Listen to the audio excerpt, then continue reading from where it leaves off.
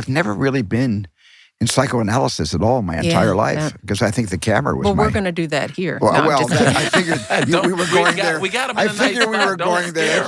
Don't scare him We're away. going to do that right now, Stephen. And I don't have my security blanket, which is my Bolex. You're right. My Bolex camera.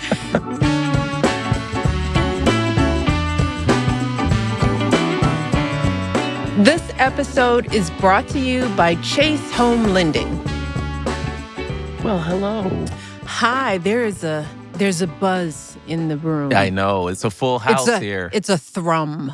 And it is a full back bench. I mean, and everybody is like, I'm sitting in this one. I wonder why, huh? Oh, man. Really, truly special guest we have today, Steven Spielberg, the one and only Steven Spielberg. And we're going to talk about his films and his movies. But the truth is that I've had the pleasure to get to know him as Steven, my friend. Yeah. I know his work, but I have fallen in love with him and his family because of the man that he is, the person that he is. And, he is really only doing this because he loves me dearly. Yeah. I know that. He does not like talking about anything but his work. He has told me that this is only his third podcast that he's ever done. Yeah. And I'm just thrilled to have him on because I love him. He is one of the best human beings that I know, and I've gotten to know him through you, and I can't. I have a couple of things to share with him when he comes out, so I'm really excited that he's here too. And when we were talking a little bit before we came on, I was really touched that he was excited to be here and that he doesn't do this. And he seemed like he was he at least enjoyed the pre-part of it. So. Well, let's introduce him and get him out here. And I will. And I almost feel I shouldn't be the one introducing him. He's so revered and such an icon. But you must introduce him. So please read the introduction. Steven Spielberg is one of the most successful and influential filmmakers in history. He has directed major feature films since the mid-1970s and is considered the father of the modern blockbuster. Spielberg, which I realized from reading the research when he was younger, people called him Spielberg, and he didn't want to be called by his last name, So I feel honored that I can call him Steven. Is one of the few to achieve EGOT status. Just got that. Just got it. Having won Academy, Emmy, Grammy, and Tony Awards across film, television, music, and theater. In 2015, President Barack Obama, who we know, presented him with the nation's highest civilian honor, the Presidential Medal of Freedom. And in 2024, President Joe Biden awarded him with the prestigious National Medal of the Arts. So without further ado, please welcome Steven Spielberg.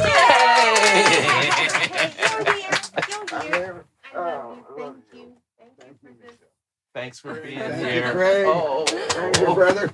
My pleasure. We want you to feel at home because you're at home. You said you're not used to seeing me without, palm trees or casual clothes. Exactly. In a swim cover up or something. But because it's interesting because I don't think I've ever. This is only my third. I believe, only my third podcast. And this is my first podcast with a dear friend. I've never done one with a dear friend before. Yeah. So. Well, we have fun here. As I said, we let the conversation flow. And I want to start by giving you a compliment of how completely cute you look today. Oh, wow. well, thank you. Thank you, Kate Capshaw, my wife. See, this is why I bring this up because, I asked you, Who dressed you today? Well, were you allowed to? Who dressed me today? Because I'm here with you in L.A. and Kate's back in our home in New York City, and of course she's not here. But of course, when I came home last night, the entire outfit for today was already hanging up in the closet with everything laid out. She's very clear. She's very clear. You direct many things. But your look, you're not allowed to touch your own look. No. I produce my career, but Kate produces my life. That's Well, how you feeling? I'm feeling good. Yeah? I'm feeling excited. I'm feeling nervous. I'm feeling all those things that a person feels before they have a film come out. Yeah. Yeah, we talk about this, how nervous you still get when you've got a project coming out. The great Steven Spielberg, you still feel those jitters to have your piece out there in the world? Yeah, one would think that I would, by this time in my life and career, I'd be standing on a solid cement floor, but it's still pretty liquid. Yeah. It doesn't matter how many movies, I've directed or produced. Each one in a way, especially the directed films, each one in a way feels like an earlier work, not something with a lot of experience to back it up. So every film is a new experience for me. And are you nervous for the reception? Or are you nervous for what your friends would think? What are you nervous about? Oh, no, I'm excited for the reception. Okay. I cannot wait to unleash this film on the world. What I'm nervous about is I now have to talk about it for the next 8 weeks before it comes out. It's the talking part. You do not like to be out in front. Well, I'll tell you why, because it's really, really hard to make a movie. And when I finish a film, I think the film is over. But today, with the way information is collated and disseminated about stories, films, it's almost like going back to work again and starting the movie from scratch. Even though the movie already is there, about to speak for itself, my job now is to sort of speak up for the film without giving too much of the film away. And that's the delicate tightrope we all have to walk, especially if you've made a movie that's all about mystery. And you don't want to give too much of that mystery up. And you've been pretty good about this movie, keeping it under wraps. I will tell you that my husband is a bully to you when it comes to your movies. I always reprimand him, but what did he, because you haven't let him see this one, and he's very mad about that. Yeah, he said if he wasn't among the first to see it, he was going to watch it only on an iPhone. And he said he was only watching... Which he knows would irritate you. And he said he wouldn't watch it horizontally, he'd only watch it vertically. Oh, that's not nice. But he got to come on set for this one. This is the first set Barack ever visited. Even though your daughter's a filmmaker, Malia. Yeah, right. So I feel bad I scooped Malia and he came on my schedule. She will never invite us to anything that she does. She doesn't want us around her stuff. But he had a ball. Yeah, it was great. It was great. It was, of course, for my cast, it was a bit of a religious experience because in walks this iconic president who comes onto our set. That seems like to me, he's a lot friend. Of pressure. To me, he's a good friend. Of course, to all of us, we know each other so well. But on the set, the kids didn't know Barack except from what he's done for the world and who he represents, and they were just absolutely. And I have a very extroverted cast. You could hear a pin drop when he walked in. They didn't know what to say. Did they know he was coming ahead of time, or I didn't tell all of them. Oh. I told some of them, but not all of them. And I know you. Well, we're talking about your latest project, which is Disclosure and Disclosure Day. Yeah. Disclosure Day. And why don't you give us the premise of the movie? What we can expect? Well, the movie. I've been sort of on this dance floor before when I was much, much younger. I made a movie in 1976, which came out in 1977 called Close Encounters of the Third Kind. Oh, that one. Oh, that one. I think I remember that. You heard of that one, huh? And that was a movie certainly about the first time, humankind meets an advanced civilization from off our world, from out there. So I haven't really visited that particular subject matter for close to 50 years. Next year, it'll be 50 years when Close Encounters was released. Wow. But I felt starting back in, I think, 2023, when the New York Times came out with a story. It was a story influenced by a whistleblower that released some footage to the New York Times. And it was a story written by, I believe, Helene Cooper and Ralph Blumenthal and Leslie Kean. And it was a story about what Navy pilots had photographed on their FLIR systems, their infrared systems, their forward-facing infrared systems, of a UFO, now called a UAP, which stands for Unidentified Anomalous Phenomenon. I kind of like unidentified flying objects better. I like UFO so better than that. Yeah. I don't know why it changed. I won't remember that. But in a sense, it brought a more of a serious, more of an acceptable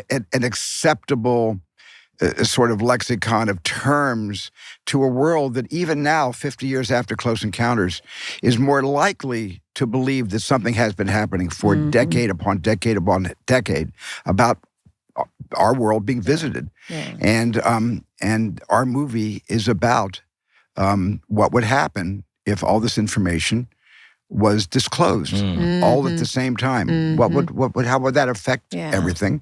And the story really is about the attempt to stop any disclosure from ever taking place. And that's why a lot of this film is a wild, relentless chase. Yeah. What is your, I won't say obsession, but your deep interest in what's happening beyond our planet? I guess it's just because of my curiosity, even more than my imagination, because there's a lot of Close Encounters that I made up, but there's a lot in Disclosure Day that I don't really feel I needed to make up because it's out there, as they said with the X-Files. The truth is out there, and I think the truth is now here. And who is brave enough to really come forward and tell all of us that we shouldn't be afraid of living with this truth? And that curiosity more than imagination that is what drove me to tackle the subject. And you have told me how much you love this cast. I love this cast. Everybody, Emily Blunt and Josh O'Connor, and Coleman Domingo. It's just like the hits keep hitting. Colin Firth and Eve Hewson and Wyatt Russell. I was blessed with a great cast.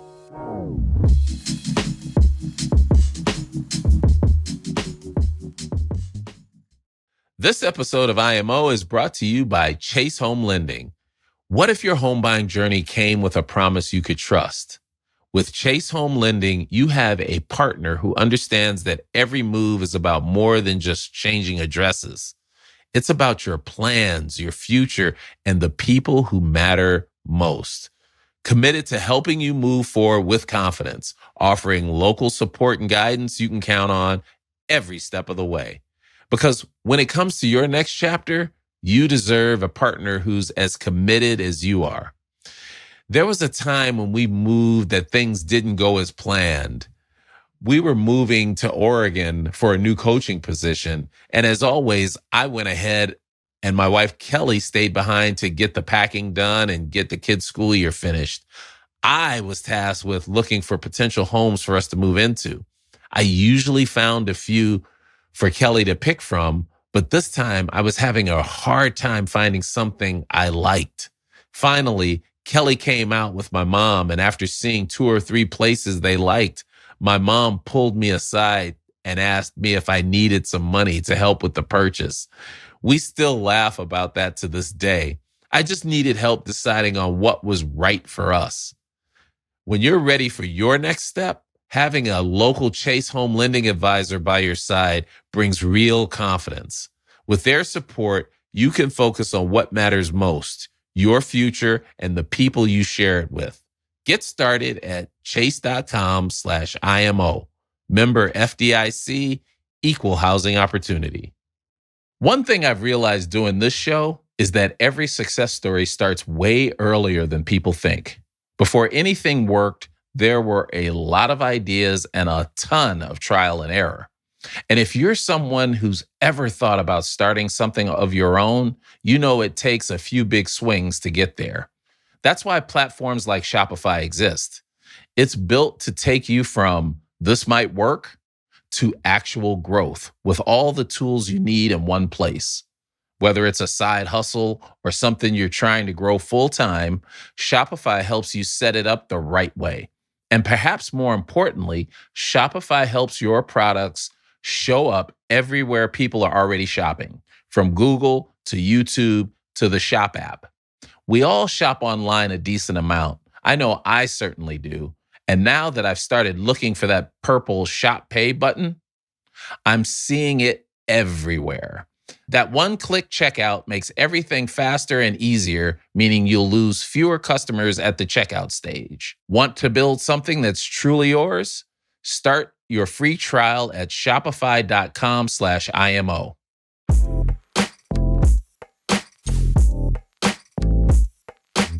And you like working with people again and again.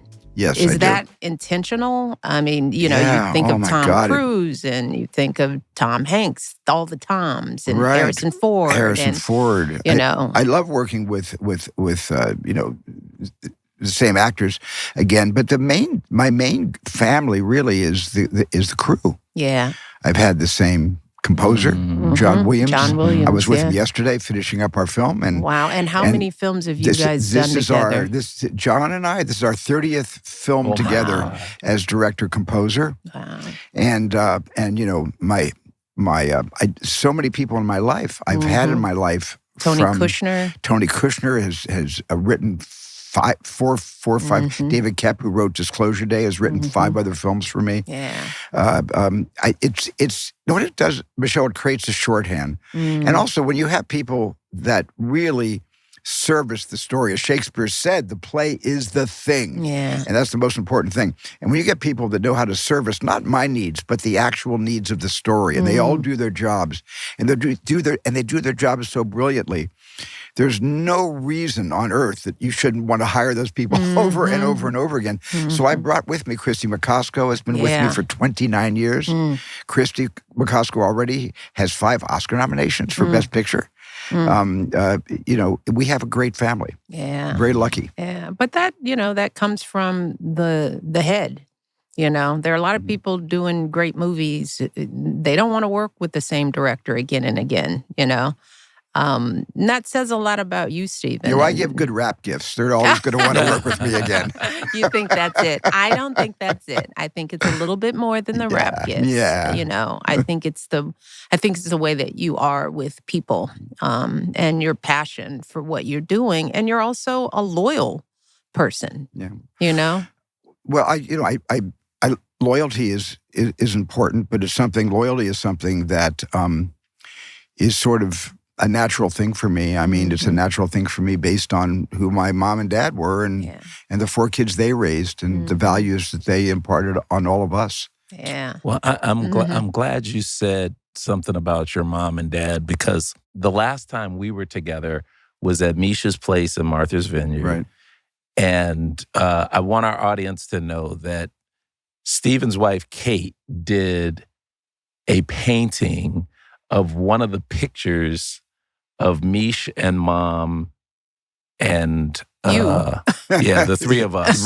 Right. And the picture was so moving.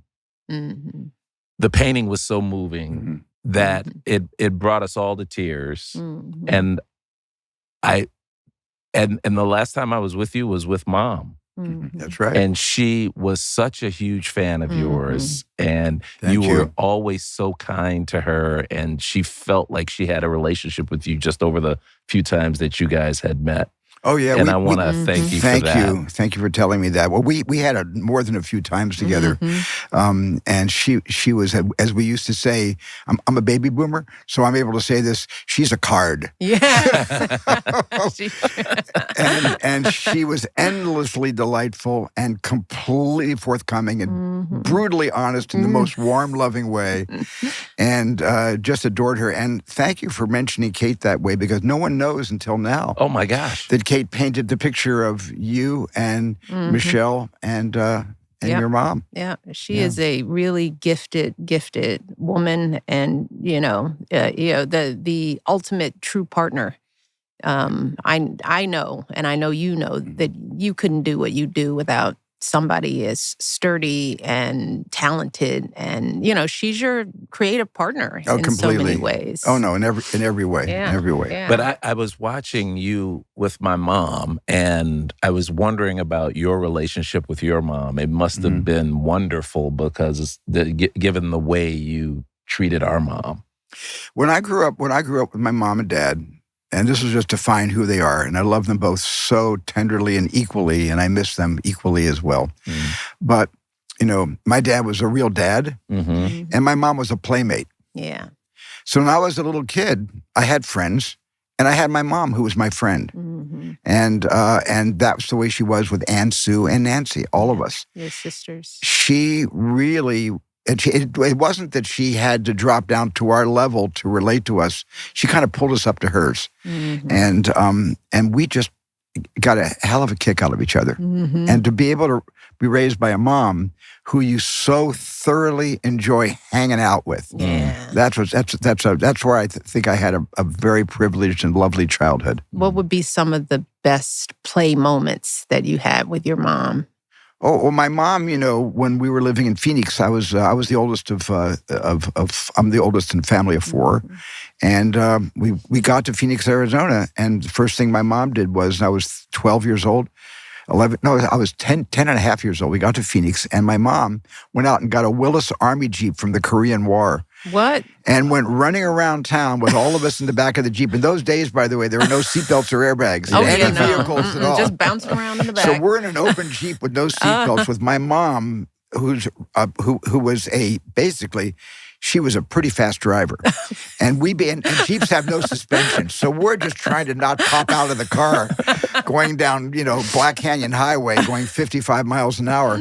And with my mom wearing a sort of a kind of a cowboy hat and a serape. Wow. So my mom had a personality that stood out. And did that, sometimes that can make a kid feel uncomfortable, that you have a mom that's kind of out there, kooky. How did you feel growing up?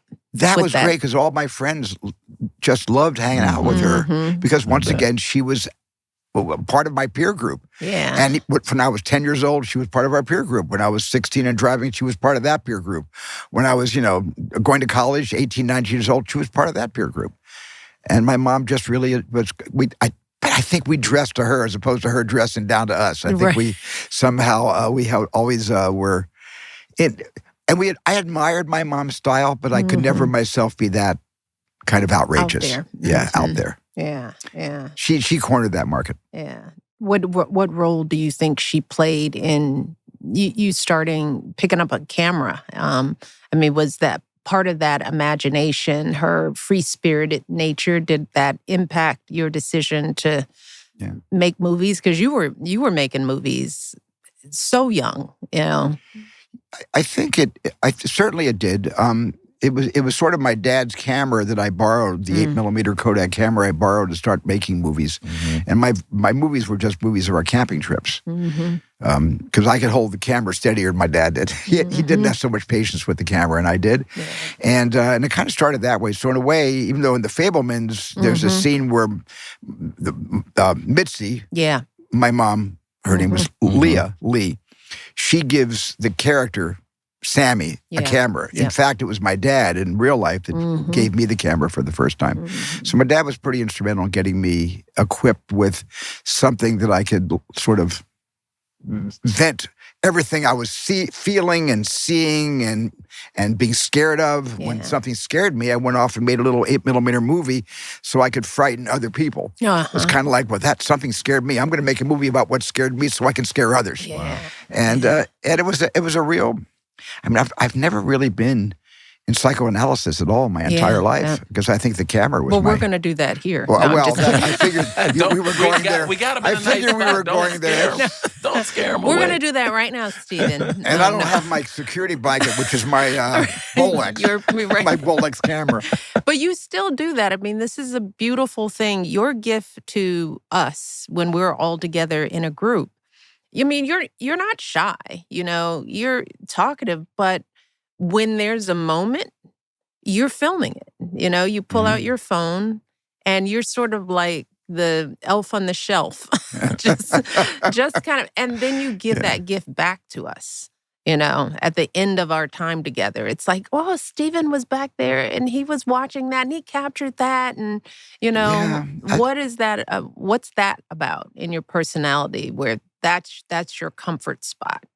I think from my earliest memories of having a camera in my hand, that the great thing about seeing, let's say, the home movies, I was always aware of time passing, even when I was like 10, 11 years old, and I was making a movie of my dad, catching a trout and cleaning the fish and then having eggs and fish for breakfast in the White Mountains of Arizona. I would look at that even as a kid to say, I'm marking time. I'm marking this moment. Yeah. And because someday I'm going to look back on it. If I don't have this antiquity, I may not remember it. And I want to be able to remember all the good times and all the bad times. Yeah. And so I just started being a kind of videographer of our family. Took all the home movies, and then when I was on my own in college, I was taking 8mm movies of my friends in school. And then when I got into the movie business, I continued to take videos when film, termed out and videos became popular. I switched my equipment. Yeah. And I've always sort of been a little philosophical. I'm very, very nostalgic. I've always been very nostalgic. So you talk about getting a camera and then trying to make films that affected you. So something scared you, so you made something scary. Yeah. What kind of movies were you watching as a kid that sort of piqued your interest in the whole vocation? Well, when I was a kid, growing up, there were two ways to see movies. One, your parents had to drive you to a movie theater. So all the movies I saw were not by choice. They were the films my mom and dad thought was appropriate for them to take me and maybe Anne, and when Sue got old enough, and then later Nancy, to accompany them to the movies. So all the movies we saw were pretty sophisticated films. I loved musicals because my parents loved musicals, and so we went to the movie theater to watch a big kind of, Gene Kelly, Frank Sinatra, some kind of a music. So that was the other thing. The other access I had to stories being told to me was on television, because we had movies that were shown on television in the 50s called The Late Show. Yeah. And so these were movies that came out in the 1940s and some of them in the 50s. And we didn't have color television, so even a color movie you saw in black and white. But it didn't matter because those movies I had more access to than theatrical films. And it's only when I started making money on a paper route or whitewashing citrus trees, as I used to do to raise money to make to make my 8mm movies and to buy film and processing, I would be able to go out on my own and see movies on my own. And that's when I became pretty independent and could make my own choices. And so the movies were eclectic. All the films I was interested in. I loved Westerns. I saw The Searchers in a movie theater in New Jersey in 1957, I think it was, when I was like 9, 10 years old. I love science fiction. I was crazy about science fiction.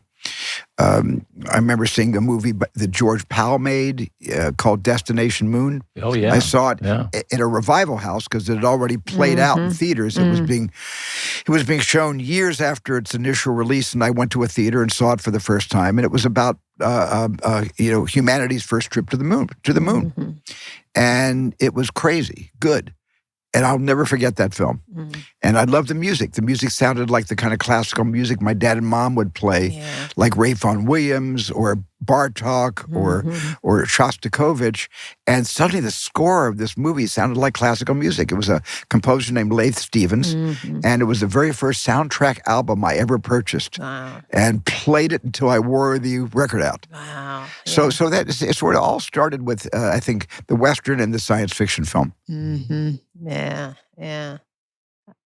And music for you has always been, the soundtrack has always been something.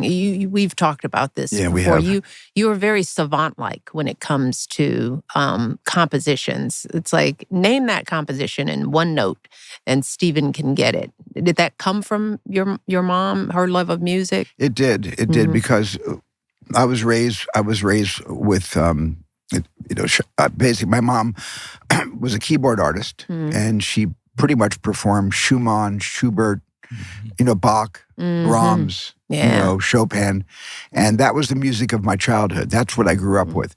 But my private life, I grew up with the music of Eric Wolfgang Korngold, Max Steiner, Franz Waxman, so many of the, Dmitri Tiomkin and Miklos Rocha.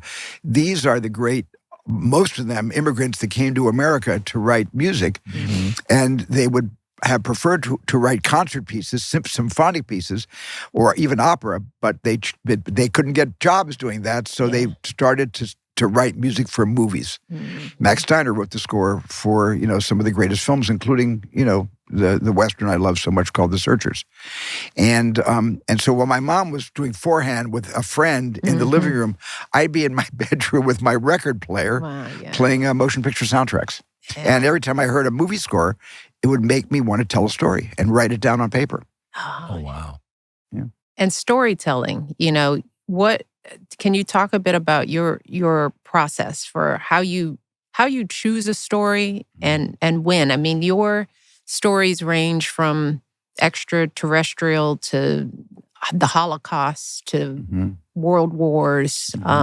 You cover it all.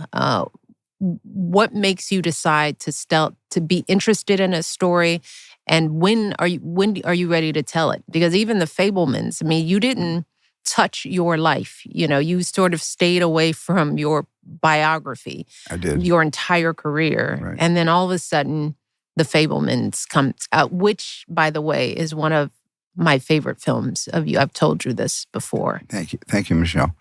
Well, the Fabelmans, Fabelmans was kind of my reaction to the passing of my parents. Yeah.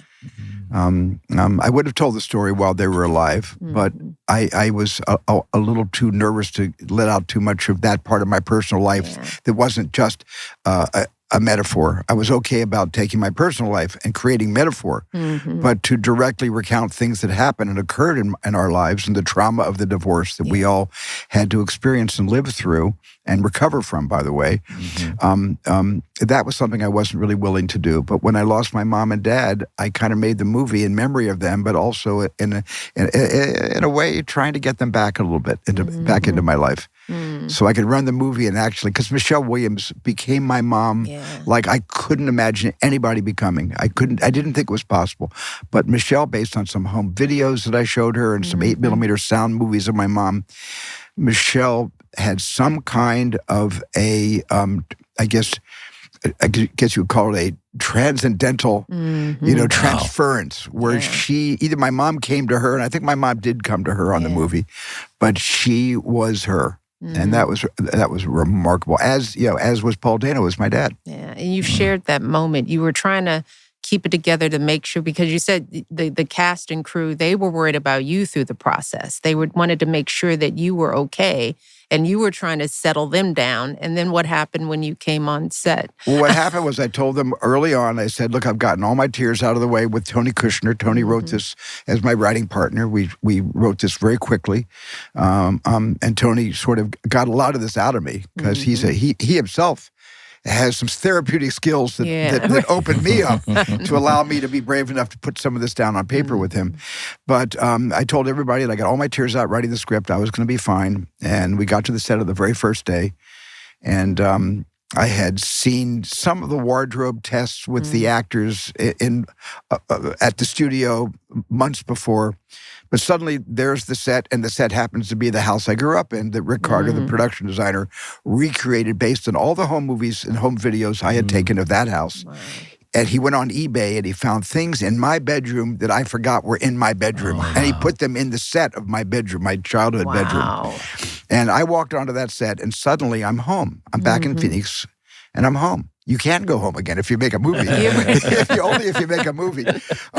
And then Christy said, the cast is coming out for the first rehearsal. And Paul Dano came around the corner, and Michelle Williams came around the corner. And what I really saw was my mom and dad back to life. And back together. And back together again, coming toward me. And I completely went back on my word, and I lost it. And they were great. Michelle hugged me in the front, and Paul came around the back, and he hugged me around back, and we were in a bit of a Stephen sandwich, and they kept me, they supported me through the whole process, and I needed the support. Yeah. Oh, yeah. That's amazing. It's just amazing. And I heard you talk about in other interviews, or I read it somewhere doing the research, that the thing that you were most worried about was how your sisters felt about this. Can you talk about the pressure of that? Because I can't even imagine doing something and worrying about her. I mean, I can imagine it. Right. Well, you're telling everybody's story, right? Yeah. Yes. Yeah. But I'm not everybody whose story was told. Yeah. I'm only me. Right. And I could only tell my story and assume I was getting their stories right. So the first thing I did was send them all the screenplay. And I wanted them to give me notes, tell me where I made it up, tell me what was not accurate, tell me, and they were great. And they had some adjustments and some notes to give me about their characters, about things that I didn't even know they were doing at the time these events were taking place, which helped the movie. And then they came onto the set from time to time, not all the time, but maybe once a week they come onto the set to visit and to watch and to cry and to commune with me. And the biggest nervous thing was when I showed them the film for the first time. And I showed it to Nancy and Sue in New York City and Anne in Los Angeles. And the first screening was for my two sisters who were closer to where I was in New York. And that was hard. That was hard because it was less about the film and more about what it felt like for them to be taken back in time, not reminded of something, but being given an experience that was very lifelike for them, and brought everything up, all the anti-Semitism we experienced growing up, all of the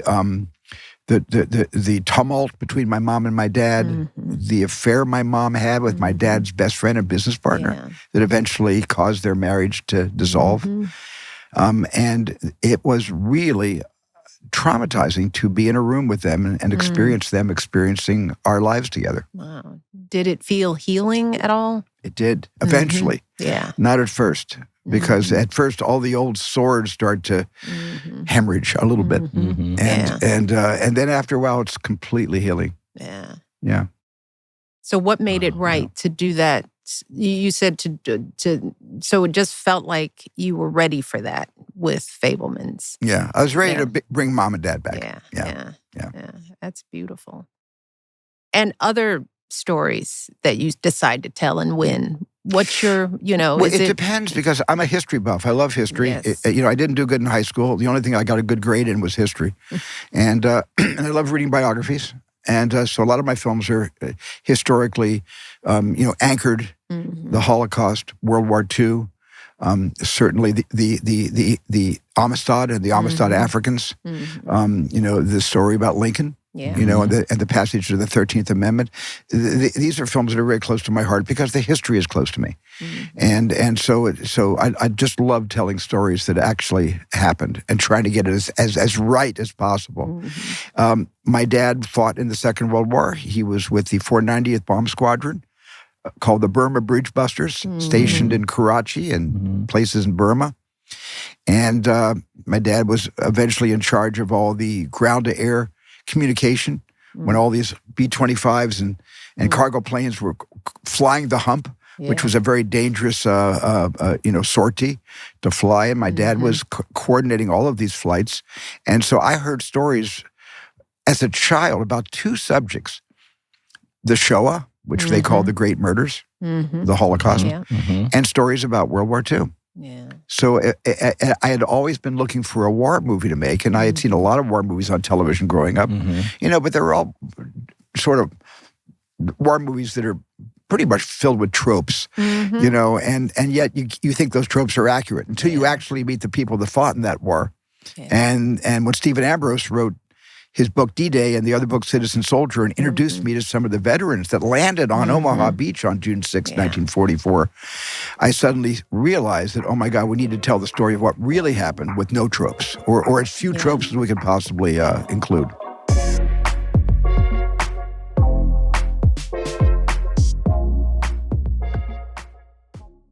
I've lived in quite a few major cities over the years, and I've always loved how much each one changed whenever a big event came to town. All of a sudden, Chicago would be filled with music lovers or film aficionados or, of course, people dying to see the Cubs win. And in those moments, it can suddenly be quite difficult for visitors to find a place to stay, which is where Airbnb comes in, offering travelers an option with a bit more local charm. So if you've got some travel coming up during a big happening like a music festival or a big sporting event, consider listing your place on Airbnb. It's an excellent way to be part of your city's experience. You're helping someone enjoy the weekend, the game, the whole vibe of your neighborhood, all while making a little extra income. Some cash you could put towards your next big trip. I know when I've traveled, I've always appreciated those little details, the personal moments that help make me feel connected with somewhere new. It's what makes a trip memorable. Your home might be worth more than you think. Find out how much at airbnb.com/host.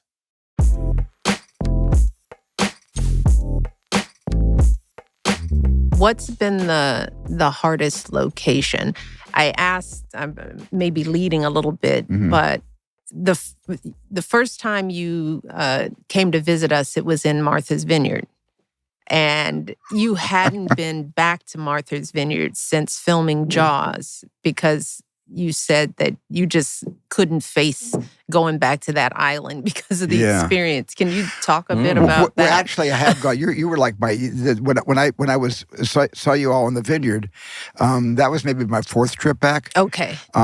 But I didn't go back for years and years and years after making Jaws because that was the toughest location of my career. Was anybody? I mean, we were in the 12 miles out to sea past the Cape Pogue Lighthouse, and it's tough making a movie on the water. And I won't go through all that. Just around the documentary Jaws at 50. Yeah, it'll save me a half an hour of telling you on a podcast. Just go watch Jaws at 50. You'll see how hard it was. And thanks for the plug. Needless to say, it was very, very. It was almost an impossible mission, a mission impossible. And if I probably knew how hard it was going to be, I might not have done the movie if somebody had come out and told me by looking at a crystal ball. And instead of seeing Annie M. and the ball saying, "Dorothy, where are you?" Instead of seeing that, you're seeing everybody throwing up over the side of the boat and the ship in 6-foot waves and not getting our shots and the shark falling apart and coming out of the water tail first when it's attacking. Things like that. I probably might have had second thoughts about it, but it's a movie that also because of what followed, because the film was so successful, it gave me freedom to make Close Encounters. Yeah. So I never had to go to a studio again and say, "Will you let me direct this movie?" Because the studios after Jaws were coming to me, as they do to any successful filmmaker, to say, "What do you want to make? The phone book? We'll finance the phone book." Right. And so it gave me a lot of freedom. Yeah. After that. Yeah. Mish said she just watched Saving Private Ryan. I just recently rewatched Sugarland Express. Oh, that was one of my best experiences. Was it? My first movie. I know. Yeah. Can you talk about that whole process? Because I saw it a long time ago, and then I watched it again. I haven't. And then I want to talk to you about movies that get people to rewatch over and over again, but that's another question. But I was watching Sugarland Express, and the way you make the antagonist feel like a protagonist is my favorite thing in that movie. I was rooting for them the whole way, and like everybody it was. But can you talk about making that? And you talk about extras. How many police cars were in that movie? Oh my God, there were like 50 or something. There were a lot of police cars. It maybe felt more. Like more, yeah. I don't remember. I just know that I was making TV. I had made Duel, which sort of was considered my first feature because it was released in theaters internationally, not domestically. It was on ABC Movie of the Week here in this country, but overseas it was released theatrically. So most people that do the filmographies sort of list that as my first film, but Sugarland was my first real theatrical American film. And I got the idea from reading a newspaper that came to my house when I was living in an apartment in off Lancashire Avenue and right across from Universal Studios. Mm-hmm. And it was a newspaper called the Citizen News, and there was a story about a Texas couple. They were trying to get their baby back from foster care, Mm-hmm. and they were in, and the guy was in a pre-release farm, and they basically kidnapped a highway patrol officer and got in, or they stole a car, and they led this riotous chase, a caravan of police cars, until a very tragic ending occurred. Yes.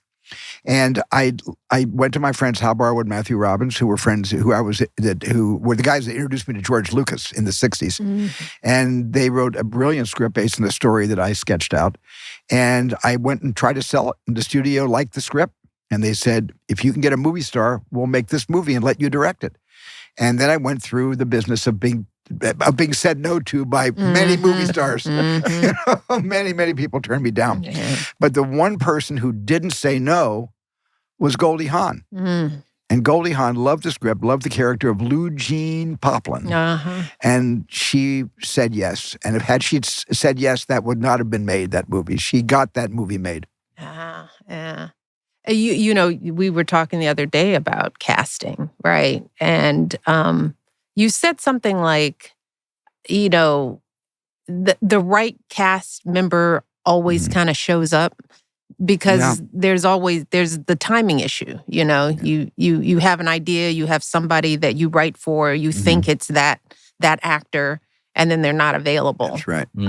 So do you remember we talked about this? I do. Yeah. I think one of the things I was saying is the actor you thought you wanted, who was the only actor you could imagine playing that role, was not the actor you eventually found out you were wrong about in the first place, because the person you wound up with was the only person destined to play that character. Right.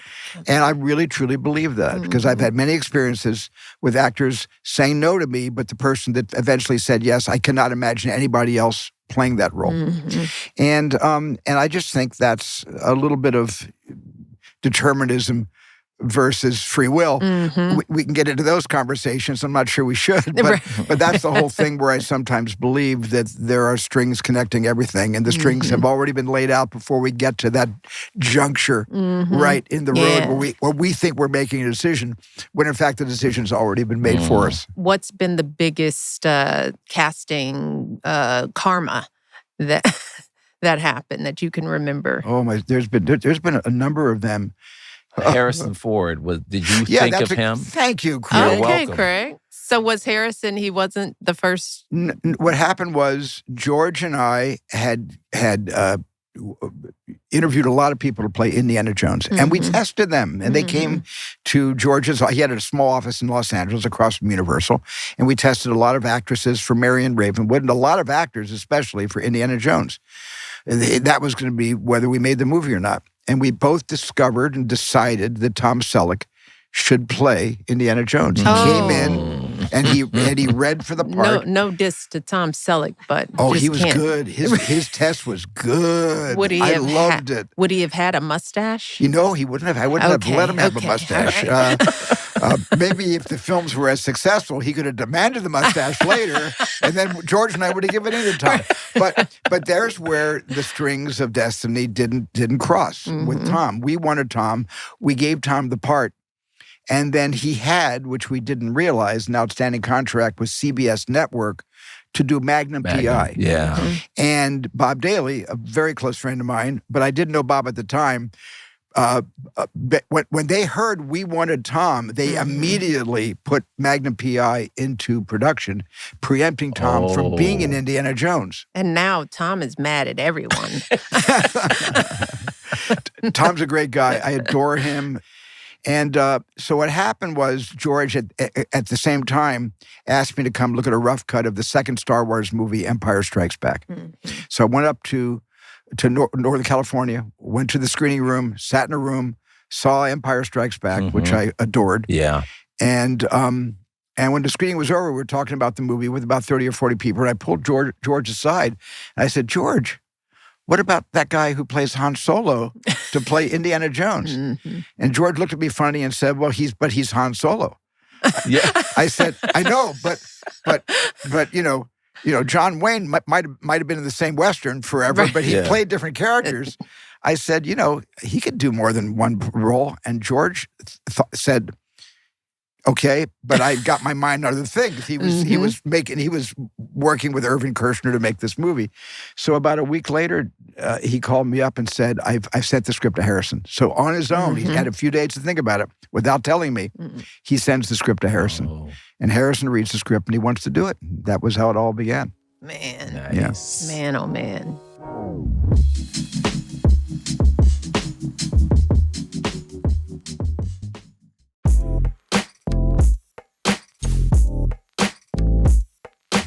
I wanted to ask you about working with kids. I mean, probably because of your childhood, there's always, a child, an innocent in the midst of it all who's trying to work their way through. But that means that, you have worked with a long list of child actors throughout your career. And, I watched War of the Worlds a couple of weeks ago, and Dakota Fanning in that movie. I mean, she helped to make that movie. Yeah. And I just keep wondering with like a Drew Barrymore, there's so little. How do you get these amazing performances consistently out of these little people? Well, a child actor is like an adult actor without all the bad habits. Now you sound like Marion Robinson. Now you sound like my mom. Maybe she's with me now, probably. She's gone from you to me now. Yeah, there is such an innocence, and there is such there's such an ability, and especially if you don't talk down to kids, you don't talk down to children who are acting in your movie, but you treat them the way my mom raised me and my three sisters. She treated us like peers. My mom was more a peer than a parent. And I want to be a peer to a young person, not a parent / director to that young person. You treat them like little adults. And you let them tell you what they'd like to do in a real life situation, because young people are able to imagine better than older veteran actors. They're able to really teleport themselves into a real situation, even though it's all made up by writers and the lighting and the special effects. To them, it's reality. Yeah. And sometimes they've got the best ideas of where to take their little personalities. Yeah. And so I've just been really open with young actors, and I rely on them to help form their own characters without me giving a lot of direction. With Drew Barrymore, I took some of her improvisations, because she would just talk to E.T. all the time. She'd stand around as a 6-year-old talking to the E.T. when he wasn't being operated by the puppeteers, and she'd just be talking to them and telling E.T. about her punk band that she had and the rock and roll tour she wanted to be on when the movie was over, and her other aspirations. And she'd make up stuff that I would use in the movie. There was a scene around a dinner table where Elliot and Michael are kind of not getting along, and Michael's teasing Elliot about, because Elliot says, I really saw this creature, he was really in the woodshed out behind the house, and Michael says, well, maybe it was alligators in the sewers. And I saw that every time he said it in the rehearsal, Drew was mouthing, alligators in the sewers. So after a while, I said, Drew, everything he says, just repeat what he says, because you want to do that, don't you? You're doing it right now. So every time she repeated what Michael was saying, that's true. I kept all that stuff in. She walked over to E.T. one day in a scene, and she said, I don't like his feet. And she meant it. And so I left that in the movie. So with young people sometimes, and also with actors, with adult actors, you let them help you find their characters, because we can't do it all. Yeah. I'm not an actor. Yeah. I know what I think I want, but when an actor lands on something, it convinces me that I want that instead. Yeah. You got to collaborate. It's a collaborative medium. Well, that gets us to the industry. And we've talked about this a lot. I mean, we said earlier, Barack threatened to watch your movie on his iPhone. I know you have deep beliefs about what movies mean, what they should be. You believe in theaters. You believe in the entire experience. Yet the industry feels like it's moving slowly away from that view of movies. What are your thoughts and feelings on this? What do you think? Where do you think the industry is going? Well, I think certainly the industry. I was born in the age of TV, so when I was born, television sets were being sold for the first time. Yeah. I was born at the end of 46. There are going to be a lot of listeners going, wow. Oh yeah, long time ago. But there were a lot of Sylvania and GE black and white TV sets were being made then, and so I was the first. The greatest, not the greatest. My dad was the greatest generation. We're the baby boomers, and we were born in front of a black and white television screen. Mm-hmm. Yet we went out to the movies because they were in color. And the screens were super duper big, and we got it, and it was exciting and kind of dangerous. You go to a room and you sit in the dark and you're watching a movie, and I fell in love with movies not by watching movies on television. I fell in love with the movies by being at the movies. Mm-hmm. The old term moviegoing, that was something that we just took for granted, but there's always been this competition, this kind of, I guess you call it a sport between those that produce television series and those that make motion pictures. And then along came something back in the 60s called Saturday Night at the Movies. Oh, yeah. And they would take recent movies that had only been out of circulation maybe 5 to 7 years, and they put them on TV. And the networks are trying to lure people away from going to the movies on weekends, which are big. Yeah. Friday and Saturday are the biggest movie days or movie nights. So they were already starting to chip away at moviegoers by putting on Saturday Night at the Movies, which was successful, got a lot of ratings points. Meant people were not watching movies, they were watching some old film on television because it was unique to be sold a semi-current film to be viewed in your homes. And all of a sudden there was competition for filling seats. Yeah. The seats that I was interested in watching movies at were seats in the mezzanine or the orchestra or even the balcony. That's where I wanted to watch my movies, not sitting on the divan or in the beanbag or in bed. Right. But I wanted to go out. The adventures in moviegoing. And that was something that was very important. And my generation grew up that way, and my generation loves it. But my kids have the opposite view.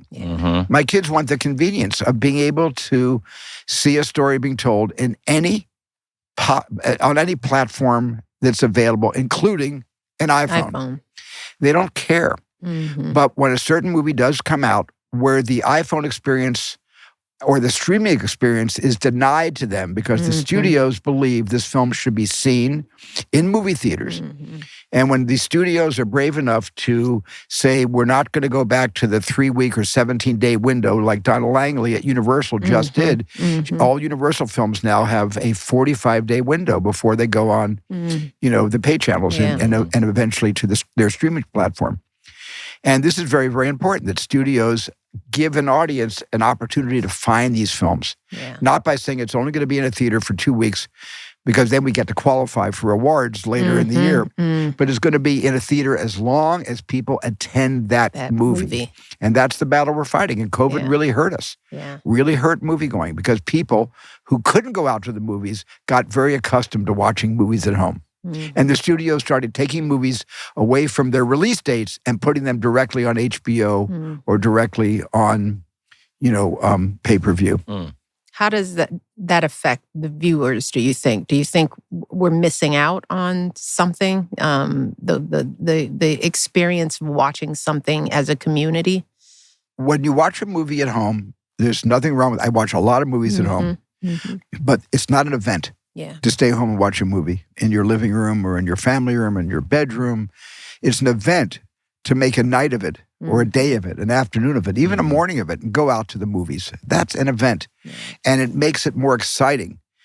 And when you see a movie in a theater, you're also being surrounded by people who are strangers. And there are people in that theater that do not believe what you believe. There are people in that theater who actually believe in the opposite of your core beliefs about democracy, about this country, about the world, about our needs, about what we need. But in a movie theater, everybody is tuned in to the story being told to them from the screen. And for one moment, we are in communion and we are in agreement and we are a community.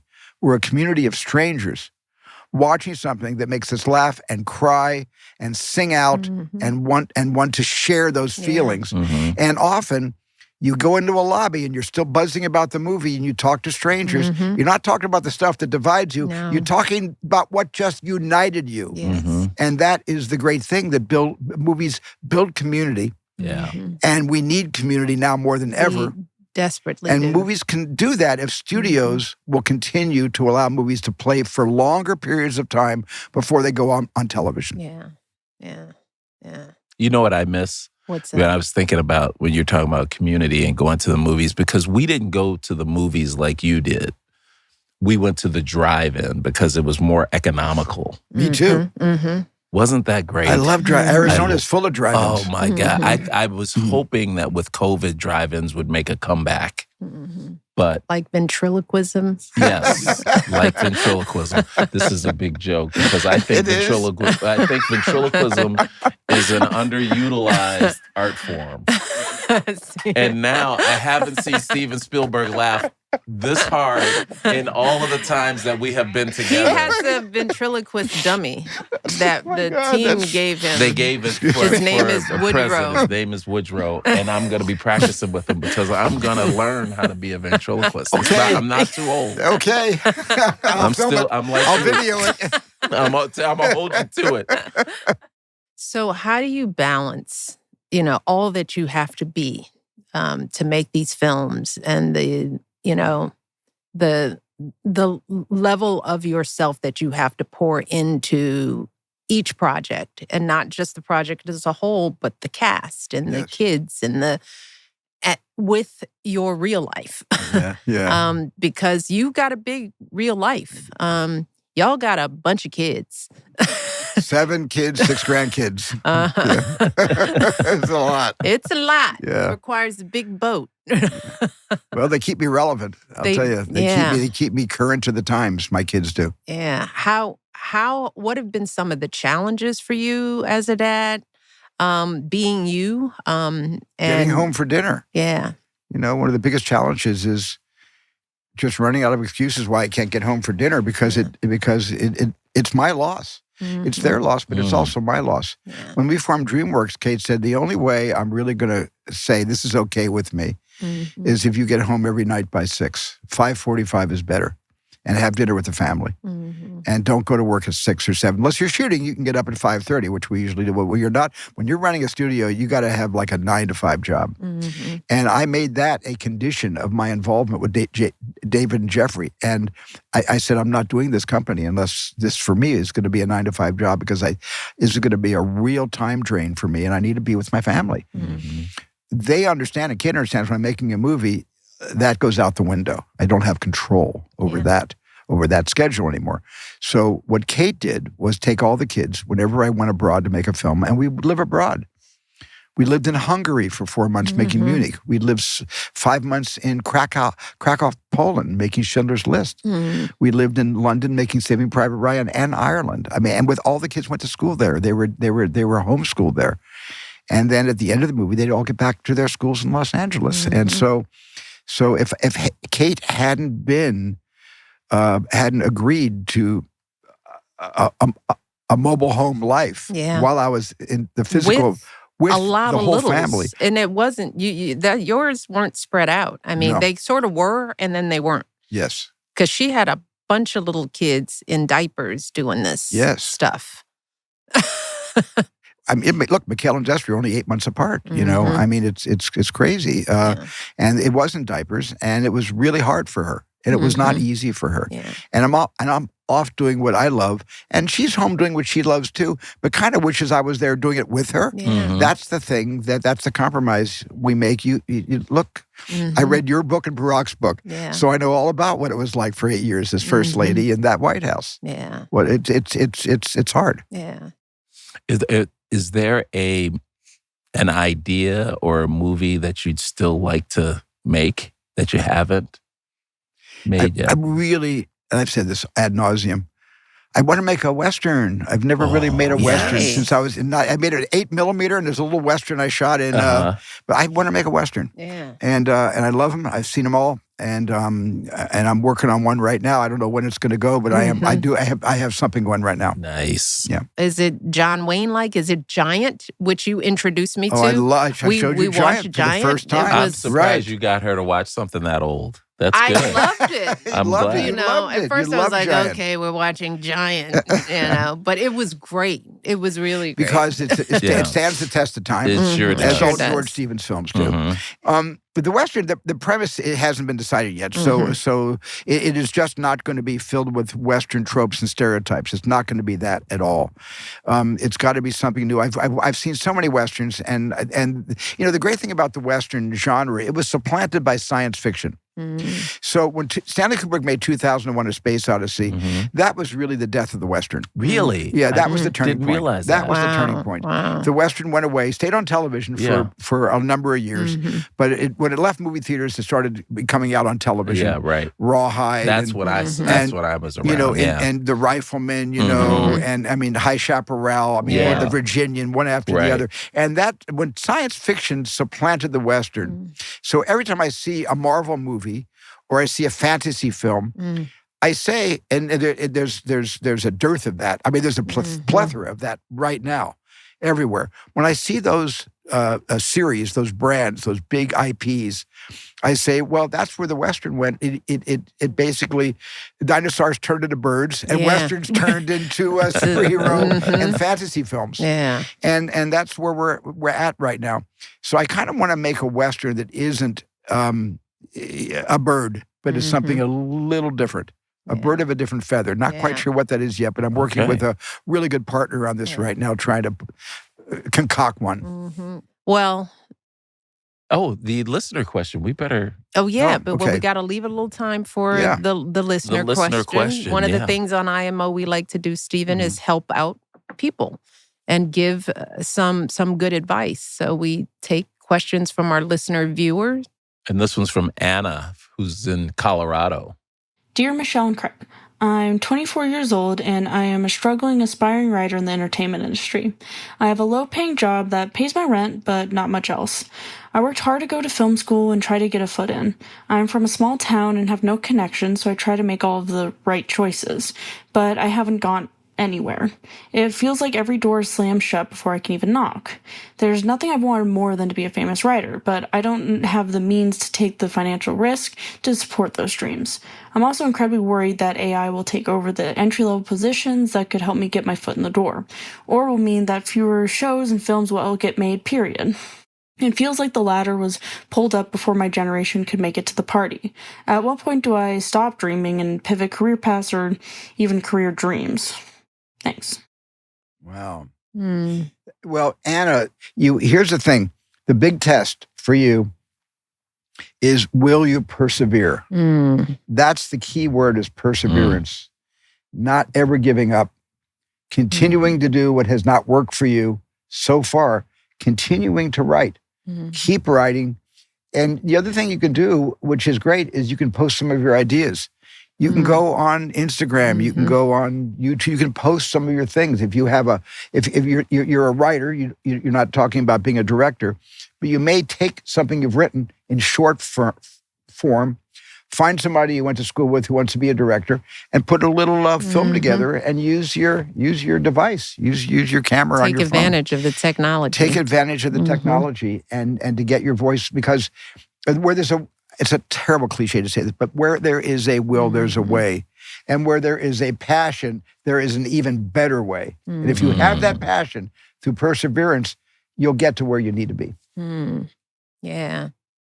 What about the economic piece too? I mean, the starving writer, the starving artist, it's, expensive to be in this town, LA, or to be in New York, or to be where the industry is. Well, you have to hold a job that's going to, meet your immediate needs. And especially if you have a family, you have a responsibility to doing the work that's going to provide for your family. But at the same time, your passion can still be on that second track. We talked about the different compartmentalize. You can have it all, but you have to be able to have one to be able just to subsist, and then you can while you're working on the other. Yeah. The impossible dream. Yeah. I've had this conversation with my eldest daughter, Stephen, as you know, is an aspiring director, filmmaker. And in these times, she has wondered aloud, when there's so much going on in the world, so many problems that we face, whether it's the environment or saving our democracy, sometimes she feels like, should I be writing stories and, thinking about making movies? I mean, should I be out on a protest line? Should I be doing more? Is this the same thing? Is this the right field? The thing I tell her is, oh my God, these are the times that we need stories. We need storytellers, and we need storytellers of all backgrounds. So what I would say to Anna is definitely don't give up, because we can't cede the arena to the wealthy few who can afford to persevere, because we need all these perspectives. Yes. I mean, I tell my daughter, we need to hear from young Black writers, So it's like, the voices have to be diverse or else we lose the full story. We don't get the full truth if we're only hearing one person's perspective. And as a woman, as a young woman in this art form, it's like I desperately want Anna to stay the course. The one thing I like when you talk to young people about careers, first of all, you went to film school. Or did you? No, you didn't go. I You didn't. did not go to film school. I tried to go to film school, but USC wouldn't let me in. Oh, that's right. I'm sorry. I'm sorry to bring that up, My grades were so bad for making my little 8mm, 16mm movies that I got accepted at Long Beach. I liked Long Beach. I was only there for 2 years, but I wanted to go to SC. Yeah, but you tell young people, or what you've shown in your career is that you just love making stuff. And it was like you weren't precious or particular about what you made. Can you talk a bit about that? I started by writing as well. Writing is one of the best ways to break into the business. One of the hardest things to do is get somebody to read what you've written, because there's all kinds of there's all kinds of lawsuits called copyright infringement, and producers say, well, if it's not registered, it doesn't come from an agent that I know, I can't read it. It's unsolicited material. And that's the struggle that young writers have in getting their stuff read. But the thing that I did, I remember watching TV and watching an episode of Combat and writing my own Combat episode sending it to Norman Felton, who was the producer of Combat. And he was so impressed by the script, he actually read it. He probably shouldn't have. But he read the script, and he had me come into his office, and I got a chance to meet this big producer of a television series. And he told me that he took one look at me. I looked like I was 13 when I was maybe 18, 19. He said, well, we're not going to buy this, but it's really, really well written, and keep writing. He just gave me about a 5-minute, really good pep talk, which was wonderful of him. But most of the scripts that I wrote on spec were television shows. I wrote 2 Mission Impossible episodes because I love Mission Impossible. Yeah. And the Man from I'm not Mission Impossible. I'm sorry, The Man from The Uncle. Man from Uncle. I wrote 2 episodes of that. Oh, I watched that. Love Religious. Man from Uncle. I love that series Napoleon so Solo, much. Ilya Kuryakin. Oh my God, David McCallum. David McCallum, exactly. I wanted to be in Uncle when I was younger. I wanted to be in that group, and I wanted to be Robert Vaughn. but I also wrote that. So sometimes it may seem futile to write something you're not going to sell, but that's the greatest way to understand how to structure a story. First of all, if you want to structure a story, it's got to be about something. Right. So your first stop is, what do I want to say? What in this world do I want to say that somebody might listen to? Do I have anything to say? And if I have something to say that's important to me, maybe I can say it on paper first. You can't write anything until you have something to say. It doesn't have to be the word according to blank, blank, blank. Yeah. It simply has to be important to you. And then you become somebody that comes from a place of passion, a place of because you want to communicate something that's important to you. How are you thinking about AI in this? I mean, you've done every... I made a movie called AI a while ago. I know. I watched that last month. That was I hadn't seen AI before. I mean, it's like what crystal ball do you have, Stephen? What scary crystal ball are you living in? I mean, how do you foresee this stuff? Well, I'm kind of withholding judgment on AI. Yeah. Until I see really how it is being used. I think it's even being used more frequently and better currently. I'm reading in China that China is ahead of where we are right now in its use of AI. But how it's being used, I'm not certain about that. But what I do know about AI is that I'm sure it's a tool that can create and find solutions to medical issues. Yeah. In finding solutions to how to put together a curriculum and how to get young people really more stimulated and interested in the lessons that they're being taught in elementary and junior and high school and so on. Where I don't love AI is where it takes a position, or there's an empty chair at a writer's table. Yeah. And there's 6 writers, and there's an empty chair, and there's a computer in front of the empty chair, and it is the 7th writer at the.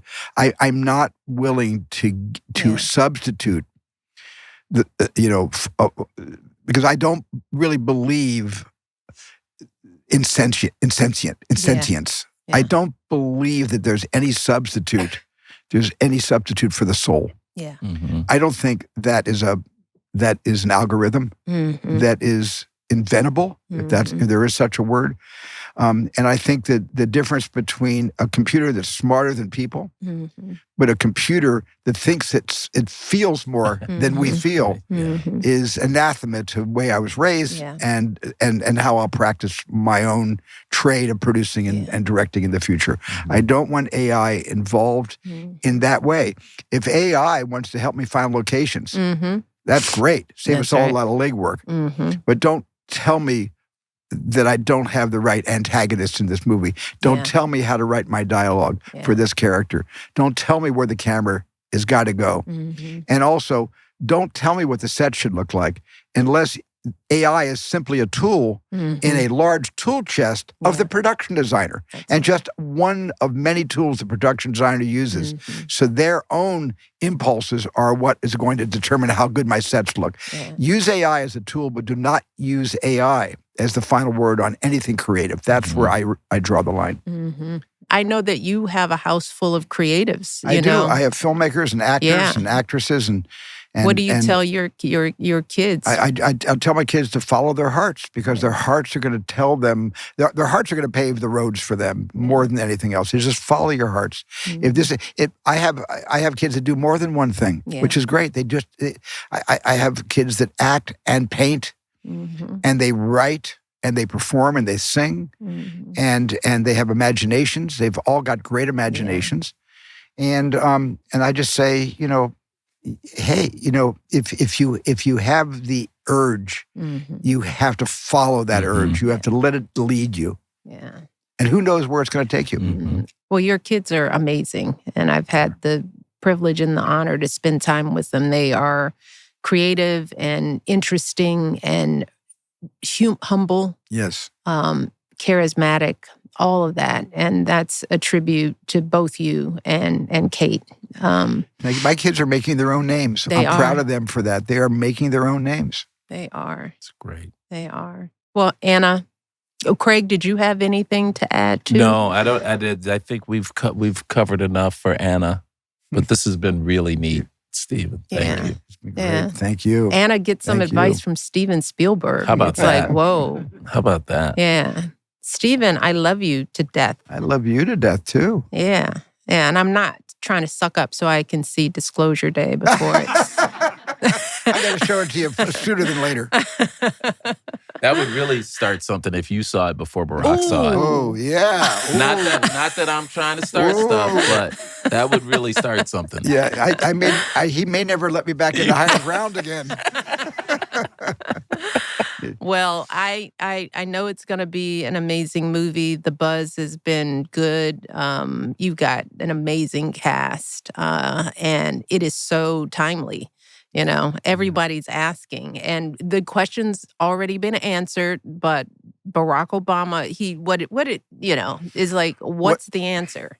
Is there life out there?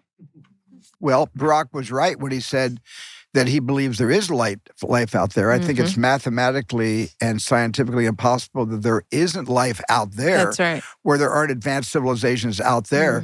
The big question remains, have they ever come here? Or the other question is, are they here now? And that's the question that my movie tries to answer. Yeah. Stay tuned. Can't wait. Can't wait.